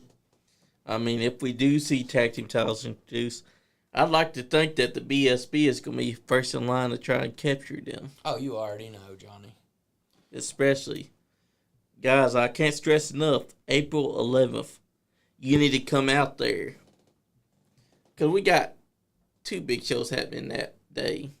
We got AMW, Weekend of Champion, Bloody Breath, where you're going to see Marty Clay get his hands on his cousin, Wes Barker, in a steel cage for his Appalachian Mountain Wrestling Heavyweight Championship title. And then you got Elite Wrestling Alliance All-Star Classic happening as well the same day, where you're going to see this man take on Nate Hewitt, otherwise known as Buzzsaw Nate. And you got Ken Anderson going to be there. You got Lexi Green taking on Brooklyn Ray in a championship rematch because she wants her title back. You got to believe that it's burning her ass to know that Brooklyn Ray somehow took that title from her, the goddess. She wants her title back, and there ain't nothing going to stop her from that. But then on the down low, you got Steel Wool and his guys. They have been on a tear as well, just like the BSB. Guys, I can't stress enough that you need to go to these 2 shows, because these 2 shows are stupendous. If you can't make it to Elite Wrestling Alliance, you got AMW. If you can't make it to AMW, you got Elite Wrestling Alliance, Danville, Kentucky. Guys, you need to go check them out, because you're going to see this man have a bloody affair with Nate Hewitt. Yes, sir. And I tell you what, it's unpredictable because you don't know what Nate's going to do in that match. This is a great time to be a wrestling fan in Kentucky for sure. I mean, between AMW and Elite Wrestling Alliance, these 2 companies are putting on some of the best wrestling that you can possibly ever see, not just in Kentucky, but just in pro wrestling in general. I mean, the stars are coming in from everywhere to get their hands on some of the action here. You see it, former TNA champion, Mr. Anderson. That's right. He's going to be squaring up with Carson Drake at the All-Star Classic. So, what you see, this is going to be one of the best matches, around. It's you can't beat these cards. And Bloody Breath you got the main evented by Marty Clay and Wes Barker in the cage for the AMW World Title. Marty Clay is another guy I have immense respect for. Marty's, helped me out a lot, and when I was first getting started, showed me a lot of things. Wes has too, and I know how hard both of these guys work, and this match is going to be one hell of a match for the people there to see as well. So that's right. Like Johnny said, if you can't make it to the EWA show, if it's a little bit too long of a haul for you, definitely make it down to Bloody Breath for AMW and see what they've got going on that night. That's right, because Kentucky wrestling is thriving. It has been thriving a long time, but it kicked into gear in 2022. Yep. As it should. I remember EWA when it was us promoting it before it became a thing. Adrian would come on here talking about it. He already had in mind things that he was going to do. Yep. And then it became a thing because the board of directors went and they made EWA an actual company. And now you got great talent that comes through that door. You had talent like Carson Drake that started it out. You had Quickwater Syndicate. So many names that you're seeing on these other Kentucky promotions that started out with EWA. Yep. Guys, now's the time to show your support for Kentucky wrestling when you see April 11th, AMW Weekend of Champions, Bloody Breakfast, and EWA All-Star Classic. Because on one hand, you got the Steel Cage main event. And then on the other hand, you got Ken Anderson coming there. And he's going to be doing his thing because Anderson never sleeps. And plus, they're going to be seeing you taking on Evil Nate, who's sure to be an unpredictable match. That match alone's worth the price of admission. Exactly. Drive up to Richmond. I can't stress enough just how great Kentucky wrestling's gotten, because ever since 2022, it's just gotten better and better and better. And just think, before 2022, everybody slept on Kentucky wrestling because they believed that there was no professional wrestling here. Which is awfully funny because we had MWA, which is one of the longest standing promotions. We had Terry England doing his thing with Ultimate Championship Wrestling since 1997. We've had so many Kentucky promotions that were doing everything right. Yep. And people were sleeping on it until now. We got Mike Howard. He said, more people need that shirt the good old Kenneth Gainz has on. That's true. Shout out to Mike Howard again. King of bar fight style, knockout or tap out. Fits pretty good on these big muscles right here. And you know, that's another guy that's a great talent. Mike Howard. Just Mike Howard. Let's be honest, steel. Original. That's right. And he's also got that deadly lariat. Mike Howard has the best lariat since Stan Hansen, and I'll put that on everything I own. That's right. Even though our guy Big Beard's like, you can't call it lariat because he's not from Texas. They call it a lariat because it knocks you the hell out. That's right. I've been saying this. Actually, a lariat is when you take a man's head off. Yep. Hey, Mike is one of the hardest hitters, in the game right now. He just had one hell of a match at the last show against Ethan. And, yes, he did. I mean, he almost killed Ethan, hit him with a regal plex that everybody thought he said, Lariato! Lariato! Mike Howardo! That's right. The man. They, and, speaking of Mike, like, not just Kentucky, speaking of how good Kentucky wrestling is. Ohio. I have to shout out Ohio. I mean, Ascend Pro right now. I've been working for them a lot. I've been on a tear up through there lately, and I have to give a shout out to Ascend Pro for all the great matches that they're putting on. They do got great talent. If you're in the northern Kentucky, even if you're not close, it's well worth the drive to check out Ascend Pro. This summer there's going to be a big Ascend Pro summer tour going on. Shows almost every weekend that you'll be able to catch. A lot of guys up there are great to watch. Some of the names you want to keep in mind up there, of course, Mike Howard. Yep. Big Jake, Sergeant Ledbetter, the Gruesome Twosome, Creed and Johnny Cisco, TTK, Mass Mover Marcus Darby, MB Funk. That's another guy I have a lot of respect for. King Bomani. Yep, I've seen Bomani. He's also an EWA guy. Huge powerhouse, man. Yeah, he worked for EWA a lot. He's you can see him at Ascend Pro Wrestling almost every month, when they run up there. And Ascend Pro is also bringing a lot of hardcore action there. Hooks and Gigi Jacobs, shout out to Gigi. They just had a great match up there. They had one hell of a bloody fight, that was just as crazy and violent as, Cactus Jack and Terry Funk. That's right. Gigi Jacobs can handle it. Yeah, Gigi, mayor of Pound Town, USA, the Queer Billy. Gigi's a tough son of a bitch, man. That's right. They, I can't put over Ascend Pro enough for the opportunities they gave me to come in there and beat the hell out of people. I always enjoy going up there. It's a great crowd. It's a great company.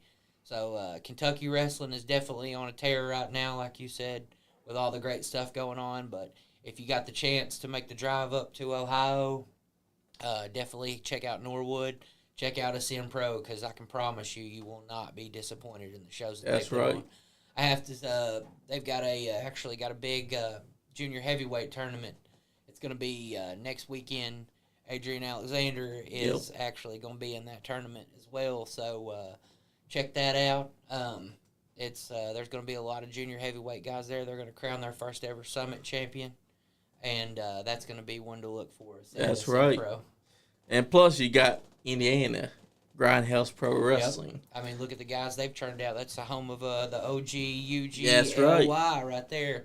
And as our champion. As much as I dislike Ethan and have a disdain for him, Ethan's a big Grindhouse guy coming out of there.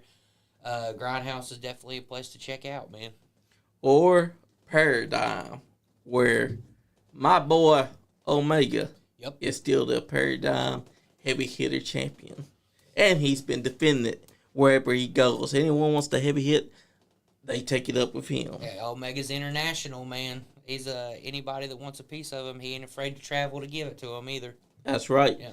My character said April 25th, junior heavyweight tourney. April 25th, my bad. Yeah, that's badass. That's gonna be that junior heavyweight tournament for Ascend Pro. We've been meaning to come to an Ascend Pro Wrestling. You guys need to make it up, man. You will not be disappointed. I'm not blowing smoke when I say that. It's APW is one of the best promotions running right now, and that's right. In my opinion, Elite Wrestling Alliance is the greatest promotion going right now. We've got the Ben Sheeran brand. We've got Adrian Alexander as our champion. We put on hard hitting matches all around. And APW is right up there with us. And as far as Ohio wrestling goes, greatest wrestling in Ohio. That's right. And, you check them out at the Norwood Recreation Center up there. Every month they run. Won't be disappointed at all. That's right. We got to get my character back inside here. Yeah, you got it. Should have had him come down today and join me. Yeah, that would have been a fun one. Yep. Because it might have actually gotten you to that singles match that you want. Yeah, Mike, you got to come back down. Come with me next time, dude. Especially because we've had him in here, but we ain't had him in here since he became just Mike Howard. Yep, and this is definitely the best version of Mike Howard, I have to say. The party's over, and that's right. Feel bad for anybody that stands in the line of sight of Mike Howard because he's got a chip on his shoulder, and he's going to take it out on everybody he can.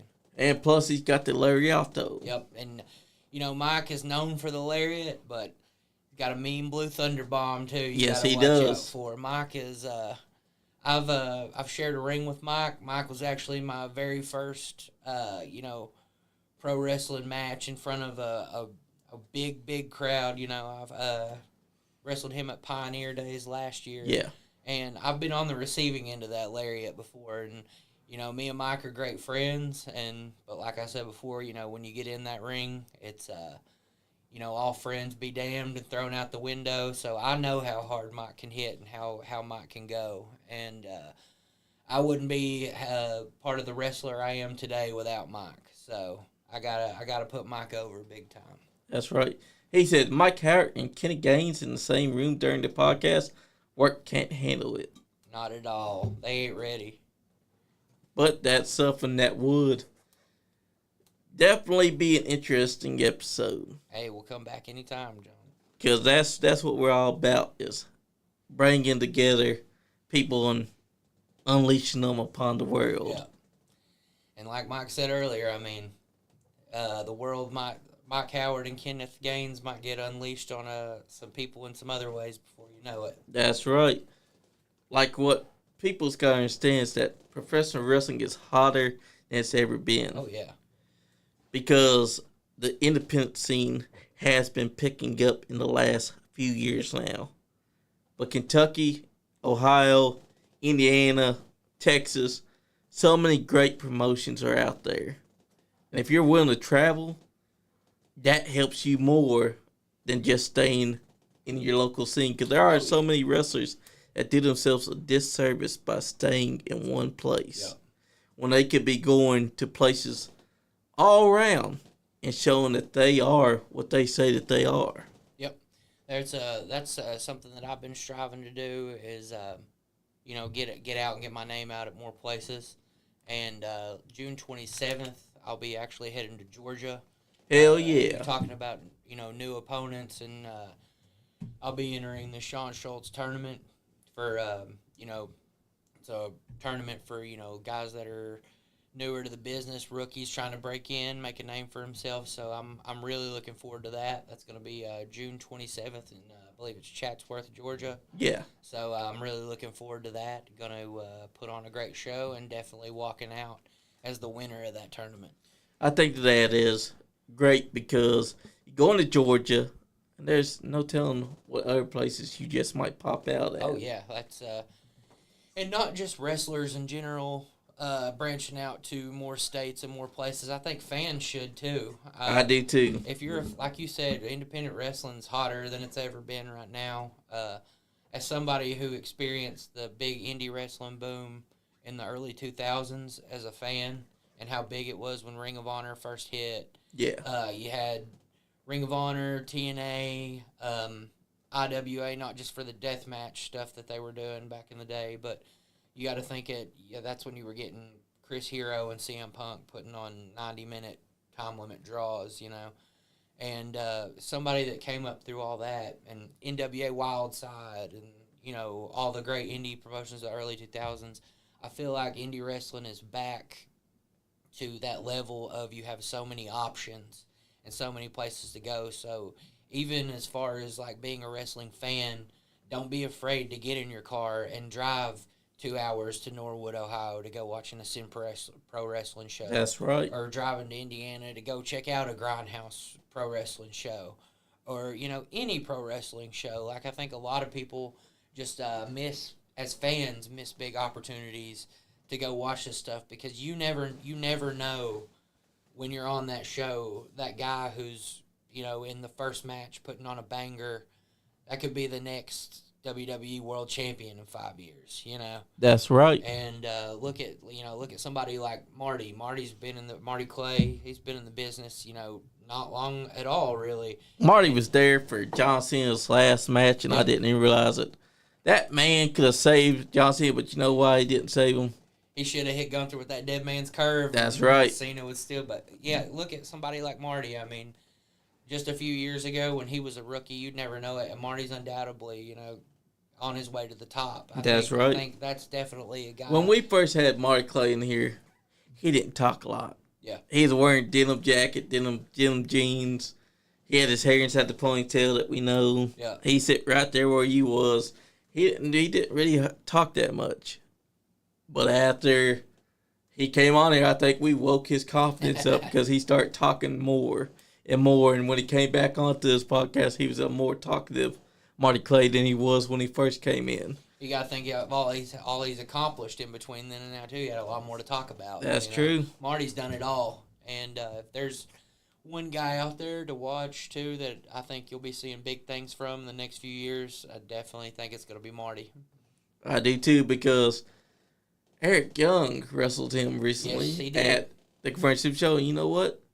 Eric Young himself said, dude, you should be wrestling for AEW right now. Yeah. I mean, look at Eric Young, former TNA champion, former WWE star. Eric Young's been everywhere that you can go, and for him to say that about Marty, that's clearly high praise. That's Marty right. Deserves that. And we had Eugene there as well. Yep. Eugene, he rocked me. He said, "It doesn't matter what your name is." I think he was trying to eat my sequin jacket. Which just sounds about right for Eugene. Yeah, that tracks. And Charles Colton was the one that wrestled him. Yep.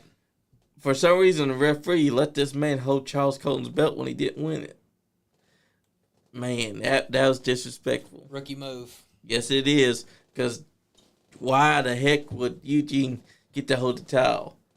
And then he, of all things, he gave Charles Colton the cutter and then counted his own pin. Yeah, that's after Charles Colton had won. Charles Colton, man, like he didn't deserve that disrespect. No, he didn't because he is the champ. Champ like that. That's right. Especially when he's got 4 championship belts and you just disrespected. Yeah, exactly. His main one. Like he had Eugene had a manager with him, and she slapped him. I didn't know the managers are allowed to slap wrestlers. Ben certainly never done anything like that. Exactly. Ben would never do such a thing. Nope, upstanding citizen. That's right. But that's what you can see in professional wrestling right now. Is you can see things like characters like Eugene being involved. You can see things like a undead Western mortician, wizard, Undertaker. Or you can see guys like The Fiend or White Six all come together with these guys that are just playing themselves. And that's one of the reasons, that a lot of people, I think need to, if they haven't already, need to experience Elite Wrestling Alliance, because that's something we bring. We bring a diverse, group of characters and personalities to the show. There's something for everybody at an EWA show. If you want a good technical match, somebody like Damian Chambers and Hunter Holcraft, the match that they just had. That's right. If you want a good hard-hitting match to see people beat the living hell out of each other, Steel Wool, Jacob Ratliff, Mike Howard. If you want to see, a good Hoss match, you got guys like me, Max Steel, Alex Angel. There's something for everybody there. So, bring not just yourself, but bring the whole family down to Danville, Kentucky. That's right. Month and see what we've got going on, because you won't be disappointed. Nowhere in any other professional sport will you have fans as great as the wrestling business does. No. And also the same could be said about the talent that wrestling has. There are so many wrestlers that can do stuff that those professional sports athletes wish that they could.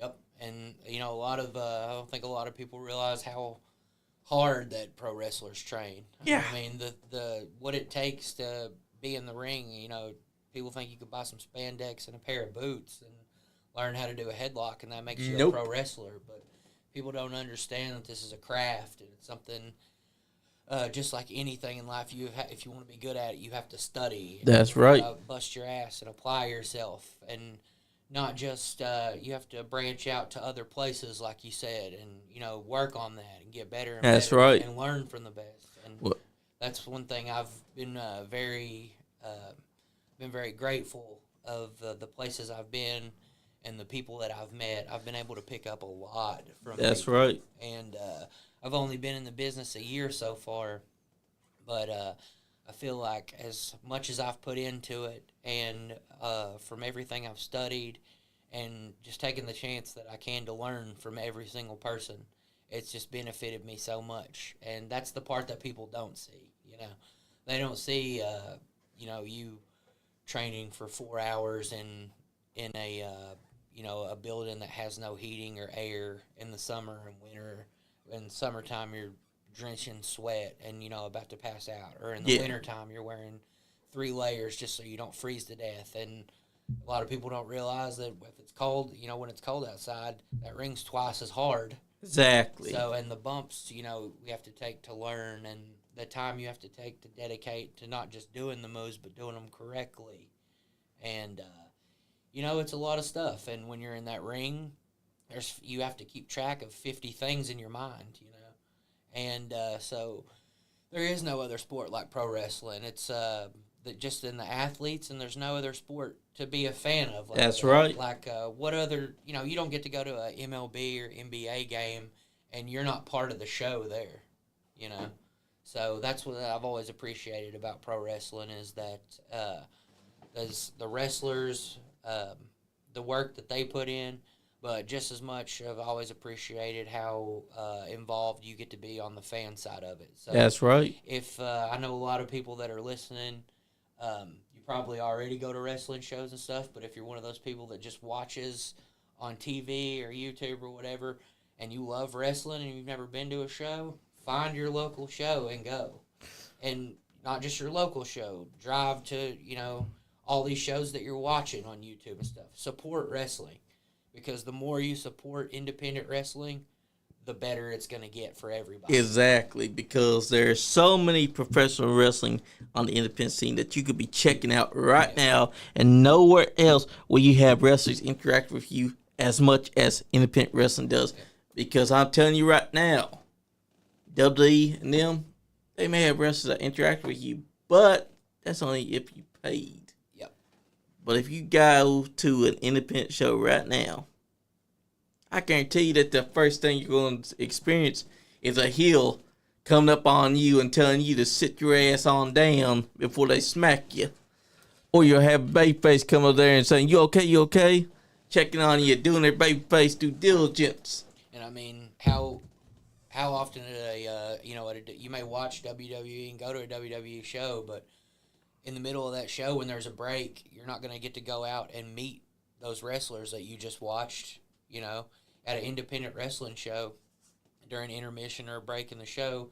You're going to get to meet those people that you watch every week. They're going to be out there. I mean, if you buy merchandise from the wrestlers, like T-shirts or 8x10s, or, you want a picture with them, the guy that's giving you the shirt is the guy that you're, who's on the shirt. That's how right. How often do you get that in something?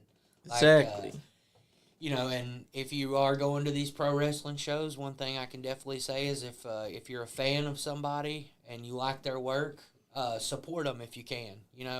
Head to their merch table, pick up a T-shirt, pick up a little bracelet if they have them, or a $5 picture or something. Because if you want to see these guys succeed, supporting them in the or as a fan is one way. But also, the more that if you can, obviously, supporting them through their merchandise and stuff, that just helps them get to the next town, That's right. the next show.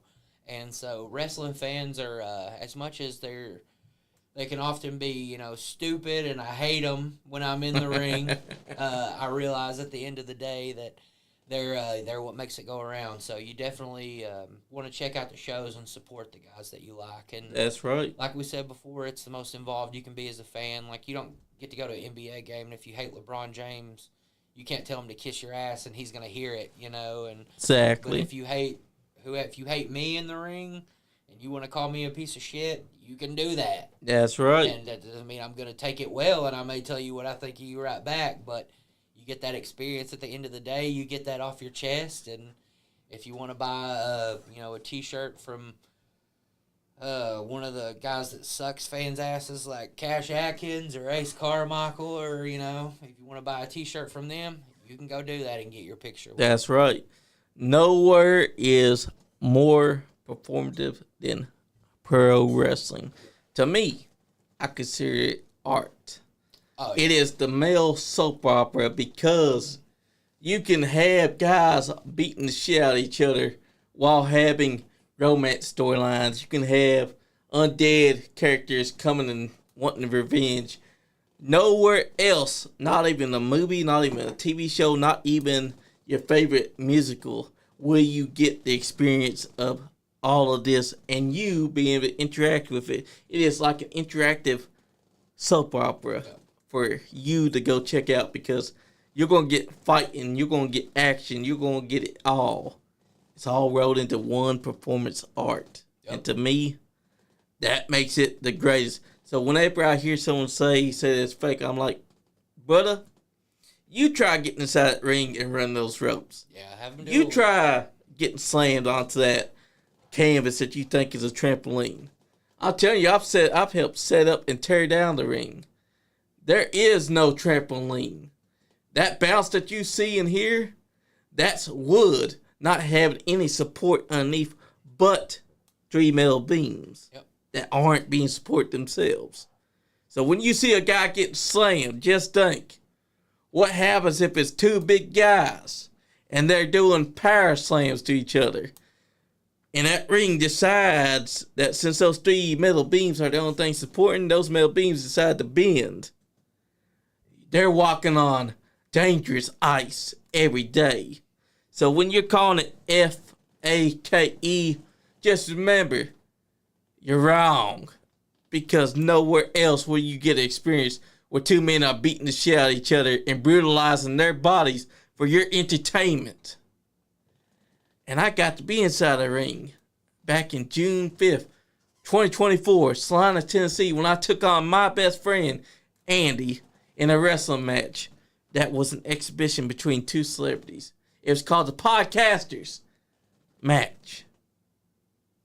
I gained a newfound respect for wrestling because I did see how hard it is to run those ropes because you can gas out real fast because you can have all the 7 minutes of the world, but if you're not doing things that help get you ring ready, you get wore out real fast. That's the part a lot of people don't realize too either. It's not just the ring training. It's everything you have to do on the outside of the ring to prepare yourself for it. I mean, me personally, I'm in the gym 6 days a week, lift 5 days a week. I lift heavy. I'm doing a lot of cardio in the gym. I spend 30, 45 minutes on the Stairmaster on high levels every day, running inclines on the treadmills, running sprints. I'm a big guy, and but that's because if you wrestle the style I have, you gotta be. And if you lift as heavy as I do, you're gonna be a big guy. But it's always important to you can be a big guy and still keep yourself in check cardio wise, which I do. I take a lot of pride in the fact that I can go out there and give you one hell of a match, and I'm not gonna blow up. That's right. That's one of the things that talking about Vader and Bam Bam earlier, like as big as those two guys were, you never saw them, down sucking wind, and their stuff always looked crisp and powerful, and that's how I feel. I want to, when I'm in there, I want to stay strong, and the gym is really important. That's other than pro wrestling, that's probably my biggest love in life. That's right. Is lifting weights. And apart from that, it's the meal prep. It's you have to eat right. You have to eat enough to support your training style and the things that you do. And a lot of guys don't realize how beneficial that can be. That's right. To help you out there. So, and also you gotta think, the ropes. They're not ropes. They're electrical elevator cables encased in rope-likeness. So when you're hitting them, your back's gonna get bruised the fuck up. Yeah, we're in that ring every day training, hitting that mat every single day. I mean, you said you did it once and it hurt like hell. Yeah. Think about doing that, 5-6 days a week. Yeah. And your body takes a lot of damage, and that's another thing as a fan. You just realize what these guys are putting themselves through to give you a great show. And they're also making sacrifices that you need to understand and show respect for. A lot of guys have, a lot of these guys have families that they're taking time away from to train and work hard to, and still balancing family life with them. A lot of these guys could be out here. In the summertime, they could be out on the lake and partying and having a good time, but no, we're training our asses off to give you guys a good show and to, make it to the top of where we want to be as well. That's right. So, appreciate what pro wrestlers do. And like I said earlier, if you're a fan, definitely get out to shows and show your support, because pro wrestling is one of those things that we thrive on the fan support, and the more you support, the better it will be. That's right, and you also got to understand, things can change. I know, because in my match, my wrestling dance partner stopped, and unbeknownst to the fans, he tells me, Johnny, I don't know what to do. So here's what I did. I beat his ass into a corner and Irish whipped him into the opposite corner. Hit him with the clothesline and went for the finish regardless. There's a lot of unpredictable things can happen there. The first match I actually had with Mike, it was outside. It was really hot that day. A lot of people been sweating all day and losing electrolytes and things like that. So muscles were a little tight. As soon as the bell rings, I go to take off towards Mike. My calf tears. Oh, shit. In my first match.